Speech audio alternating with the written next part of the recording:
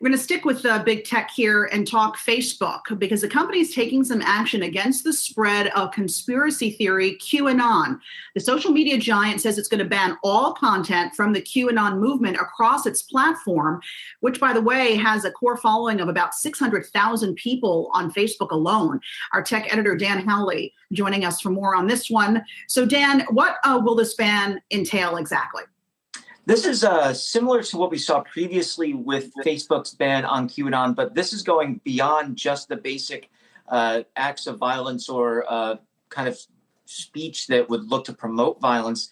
This is taking out the group's pages entirely so that QAnon wouldn't be able to have kind of that fan base on Facebook in those areas where they can propagate. They're just going to ban the groups outright from Facebook's platforms. And though this would not necessarily stop accounts from being able to discuss the conspiracy theory, it would cut off the ability for them to come together and then spread that out even further. So it is a big move. It's one of the biggest steps we've seen from Facebook so far. And it's interesting because this is something that more or less became an issue because of Facebook and social media in general's ability to spread these kinds of ideas. So it's kind of the flip side of what Facebook allows when they say they want a free marketplace of ideas. It's the dark side of that. And it appears they're finally taking it seriously enough to take this down.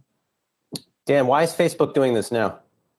I think it's just a matter of fact that, QAnon has become so large. It's moved from the fringes in a short period of time, just a few years, to become part of a mainstream conversation where we have members of Congress now running who are adherents to the QAnon belief system, which, again, is just ridiculous.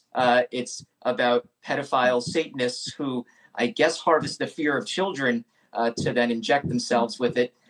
Fear somehow. I don't understand it entirely, but Facebook obviously taking on this movement and basically saying, look, we're not going to allow this on our platforms anymore. But again, that doesn't stop people from discussing it in their own kind of mentions in their own ways on their own walls or the walls of friends. Hey, Dan, how are other social media platforms dealing with QAnon content? Yeah, other social media platforms have been a lot more aggressive than Facebook has in the past. Twitter, Reddit, they've all kind of made moves against this group.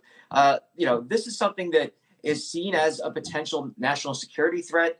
It could have adherents that commit acts of violence. We've seen that already. So I think Facebook going ahead and taking this down obviously shows that they're willing to make some moves to take care of violence that can be perpetuated through the speech that's allowed on its platforms. But they still have a long way to go. Facebook, again, they're responsible, or at least partly responsible, for some of the violence in Myanmar that we had seen last year and the year prior, where that kind of hate speech was propagated there. They did make moves in WhatsApp when baseless rumors led to gang violence and gang attacks in India.